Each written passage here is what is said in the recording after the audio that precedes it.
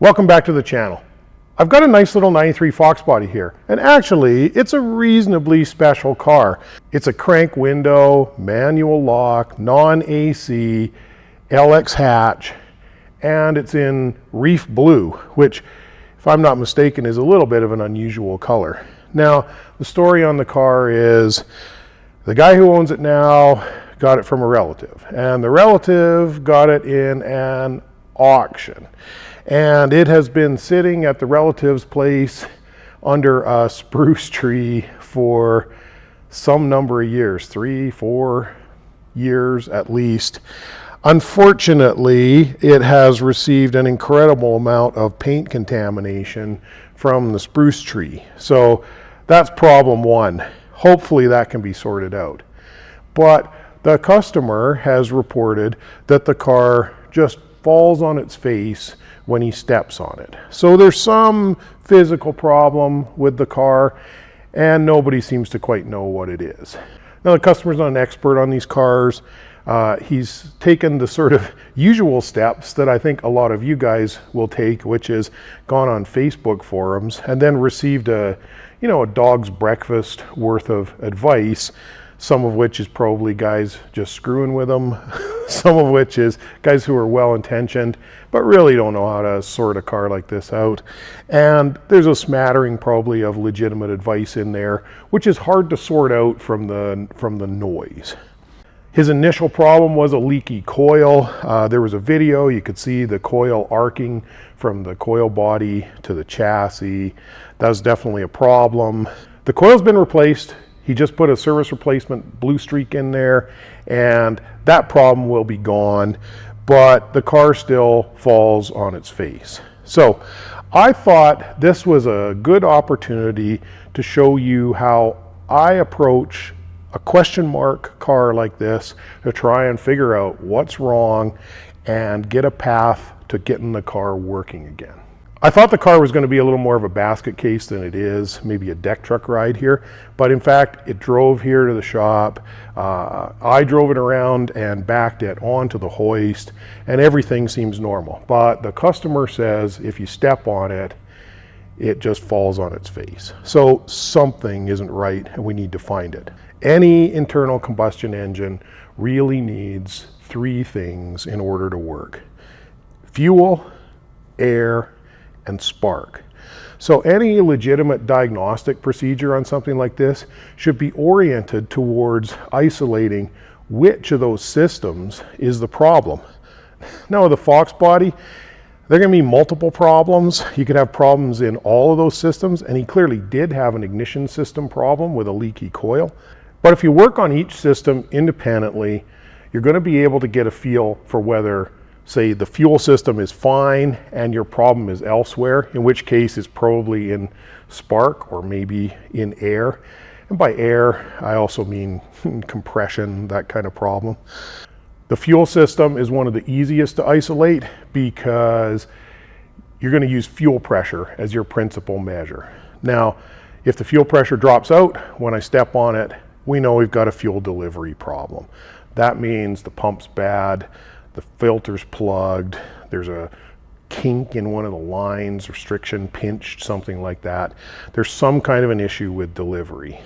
If the fuel pressure looks good and it stays strong during the stumble event, then we're pretty sure we're looking at something else, probably an ignition, although it could be plugged injectors. The only way to really sort something like this out is to start at the beginning and start running a series of tests trying to either confirm that a system is bad or eliminate it from your checklist. So that's what we're going to do today. Follow along, and maybe this will help you in the diagnosis of your own problem, Foxbody. Even though this stumble event feels like a fuel system problem to me, the first thing I'm going to do here is look at some of the spark plugs. That's because the car's been sitting here overnight, it's cold. That's the best time to be looking at plugs, because once you got the car hot, you're going to get burns, you could drop them, those kind of things are way more problematic. So we're going to start out by looking at a couple of plugs. I know I saw one wire that looked like it was laying on a header, so that may be an issue. It may not be, but it's probably an issue with the car. We'll see what the plugs look like, see if they're the right plugs, see if they're a mess. And once we've done that, then we'll go ahead and hook up our data acquisition system. We're going to start the car and we're going to see what we can see. Okay, let's get to it. For an initial look, number 5 is usually the easiest plug to pull. So we're going to pull number 5, we're going to get a look at it. That's going to give us a good feel for whether it even has the right plugs in it, how bad it's been running, and if that looks like a mess, then we might need to go ahead and pull some more. At least that one feels like it was clipped on. Now, it's supposed to be factory heads. That's what it looks like. So these should be tapered seat plugs, and they should be fairly short. Plugs like UR45. A little thumb ratchet like this is very helpful when it comes to handling spark plugs with headers. I'd say it's the right kind of plug. In fact, it is an NGK UR45. That's the plug that I would use for this. It looks tan, but I actually wonder if what's going on with this is it might have had octane booster put in it. So you can see it's kind of orangey. That might be okay, but if I had my guess, I'd guess that you've got a bit of a glaze from an octane booster. The insulator looks okay. I'm going to check this gap as well. I'm going to grab my gap tools here. Looks pretty wide. Let's start with the widest. It's 45 is what this gap really should be. And it's wider than that. 55.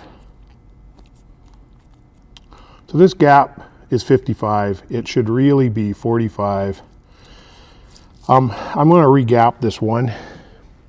I don't know that that would cause a complete fall on its face stumble. Maybe in conjunction with a weak ignition it would. And when you're gapping a plug like this, this is the 45 tool. If it's a wire gapper like this, it should just pull through and feel a little resistance as it pulls through.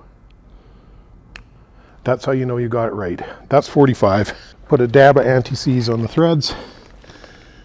Switch my thumb ratchet the other way. And we'll go ahead and see if we can't get this back in without dropping it. Possibility 1 is looked at. It looks like it has the right plugs. It's the plugs I normally recommend. Looks like the gap too wide. I'm not going to take them all out, but I am going to take a look at that number 3, I think it was, on the other side, that looked like it had potentially damaged the wire. We'll get a look at that. And while you're in here and you got the car cold, is a good time to go through and make sure that all of these wires are properly clicked on. Look at them for melting damage, and we'll go ahead and do that. It's very easy to have one of these wires not be clicked in place. They can look like they're there, but you need to feel a firm click like that when you click that on. You'll find especially you have problems with 7 and 8 because they're harder to reach. Those ones look okay. And all those wires just look okay as well. I'm going to check a couple more things with the spark plugs and the plug wires, and then we'll get on with trying to look at the fuel pressure. So when I looked at this initially, it looked like the number 3 plug wire was laying on a header. I pulled the wire off, and actually when I went to move it, it felt like it was loose. I pulled the wire off. You can see it was laying on the header, and this wire is damaged. That can be a source of a spark leak to the header, and that can cause a bad stumble on the car. Additionally, I don't know if I'm going to be able to show this to you, but you see that?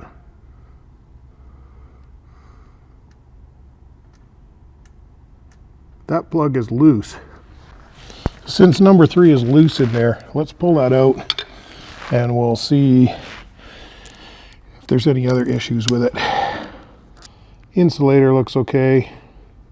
it looks like it may have been misfiring, to be honest. I don't see nearly as much evidence of fire on there as on the other one. And of course, it's too wide as well. Let's gap this down. I'm guessing they're all gapped 45. Now, they're all gapped 55. Would that cause the car to just fall on its face when you hammer it? It doesn't help. With a mystery car, you should probably always check the firing order. I actually did that the other day when the car was dropped off. So we know that that's okay. And it ran well enough that it's hard to believe it's a firing order issue. I've replaced that one bad plug wire with one from my tickle trunk. It's a used wire, but it's not scorched. Let's pull this cap and get a look underneath here and see what's going on inside here.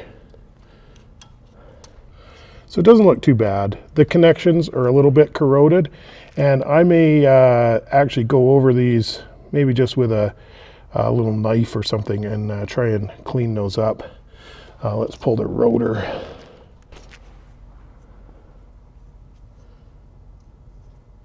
We'll just maybe sand this rotor. It actually looks to me like the rotor, you can see there's a little twist, a little twist in it there. Really shouldn't be there. I don't know why that's the case. Somebody's been monkeying with it maybe. But I don't think that's a big problem. Like I said, I think I'm just gonna, for argument's sake here, clean this cap up a little bit, and I'll put this back together. Then maybe we'll go ahead and start it. Another thing to look for always is that it's got the spout connector. Sometimes guys leave this out, and of course it's going to fall flat on its face if it doesn't have any timing control from the computer when you step on it. Make sure that TFI is plugged in. The connector quality on this car actually looks very good, like it may not have been screwed with that much. We've given it just sort of once over on the ignition system. The cap looks a little corroded to me, although I've seen stalkers like this make no improvement on the dyno with a fresh cap from one like this. I cleaned the corrosion off with a jackknife. I cleaned up the rotor, and in fact, the rotor that was in there, as soon as I touched it, the terminal end broke off. So I don't think that was a very good rotor. I've replaced that with another one from my tickle trunk here, my inventory. I've replaced the one plug wire that was bad. I've tightened the one spark plug that was definitely loose and probably blowing compression out. And I have re-gapped the two plugs that I checked. I think it could use a whole tune-up. Plugs, wires, cap, rotor, proper gap, all of that. But on a stalker like this, it should probably run. The next thing we want to do is put this fuel pressure gauge on so that when we get the car running, we can see what our fuel pressure actually is, and then we can monitor it when we step on the gas. There's a Schrader valve down here on the fuel riser line. We can put this fuel pressure gauge on it. There's a cap we take off. It looks just like a tire valve stem. We need to wear safety glasses when we do that to make sure we don't get a squirt of fuel over us.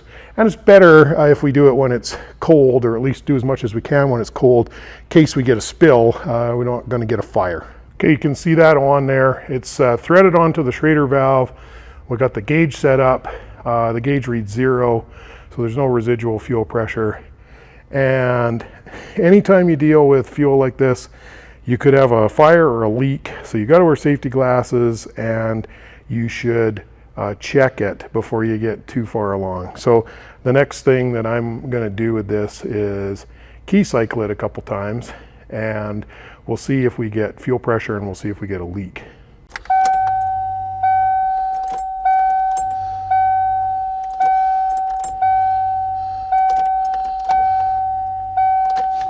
So the fuel pressure did come up, and that looks dry. So I think we're okay to start it. I pulled the PCM out so that I can hook into it with a Motes quarter horse and get a log on this car. Now that's not a procedure all of you are going to be able to do, so I'm not really including all the pulling the computer out and whatnot part, But just want to bring it to your attention. This computer looks like it's never been opened up. It's got the warranty sticker on it. It's an A3M, which is correct for a 93. Same thing as an A9L really, but that looks like a completely unopened factory computer to me. So get this opened up, cleaned up, get a quarter horse on it. Then when we start the car, not only are we going to be able to see this fuel pressure set up, but we're going to be able to see what's going on with the car. The fact that the fuel pressure came up and is more or less holding while I've done some of these other things suggests that it might be something other than the fuel system. So we better get a good look at a data log on the car and see what we can see. I've got the fuel pressure gauge on. I've got the quarter horse hooked up so we can data log the car. I've done a sort of pre-check of all the ignition system, cleaned up a couple issues there. Let's start the car and we'll see what happens. We'll see if we can replicate the problem or see if we can see something additional that's wrong. Well, the throttle starts pretty low, 0.79, but it looks like it moves smoothly. Barometric pressure looks right. Temperatures look right. They're the same. Let's start it.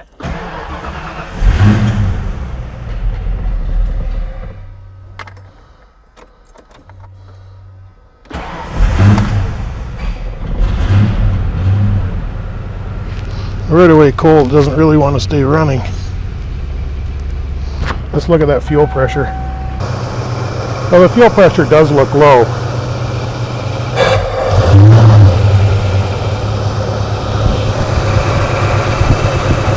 I pull the vacuum,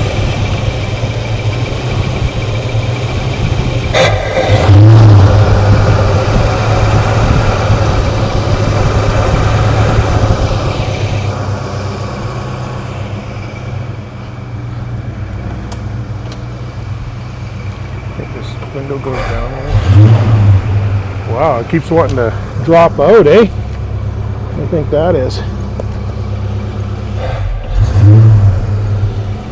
MAF okay. It's commanding awful rich. Most of this looks okay. It has this little deal where it wants to just act like it's going to shut off.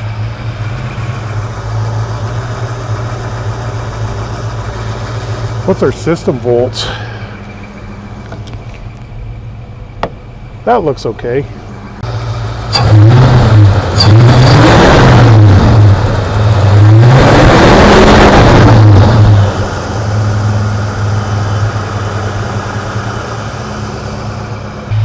Well, I think the next thing I'm going to check is the ignition timing while it's warming up here.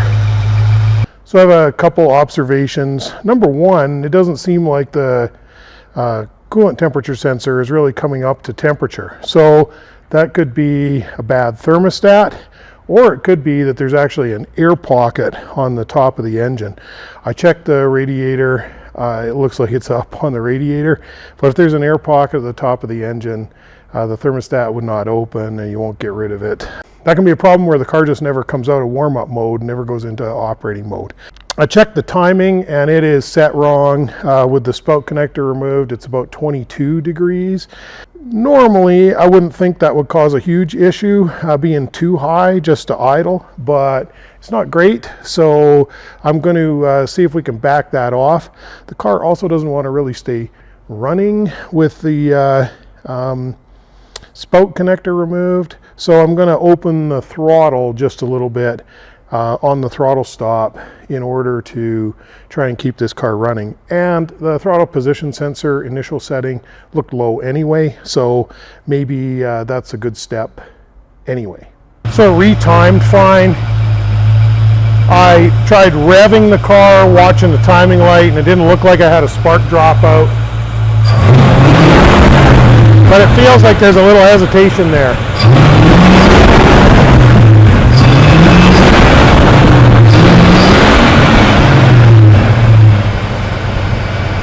So I'm not sure we have found everything yet.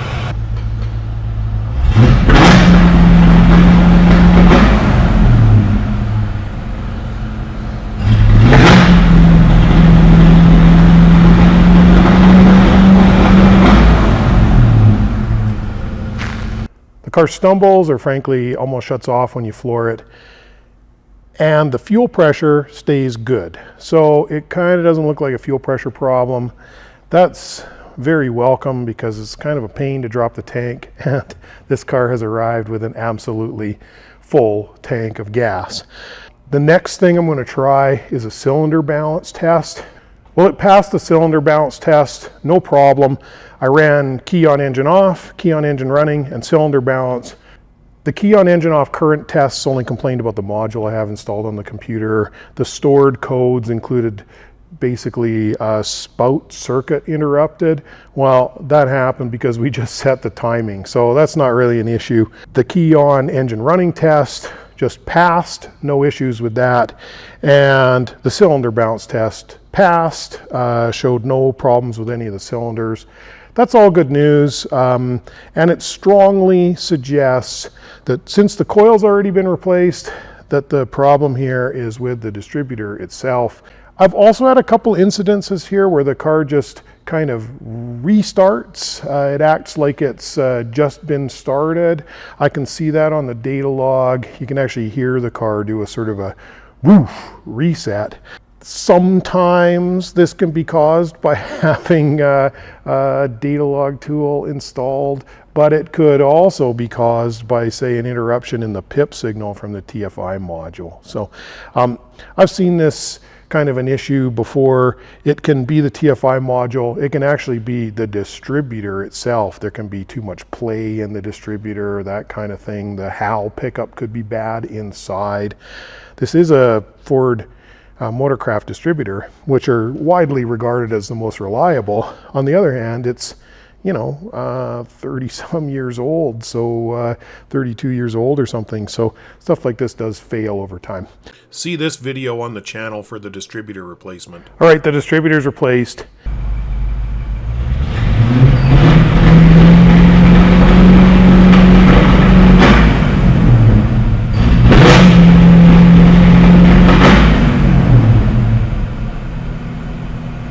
Obviously, it hasn't completely solved our problem. Now, the distributor didn't look too good coming out, so I'm not sorry about replacing it. Amongst other things, the lower housing had been cut so that it no longer had the reference tab on there. It felt tight. I don't think it was a good unit. We still have the breakup. So what I have done is I've gone into the software with the quarter horse, and I have just added a bunch of fuel on wide open throttle. That has let the car free rev fine.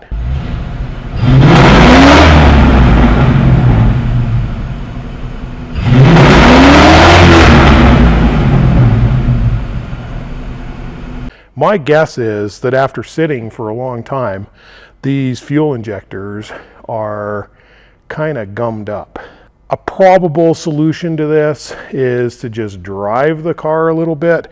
I can put a chip on here to compensate for it. If they clean up, then it'll be too rich.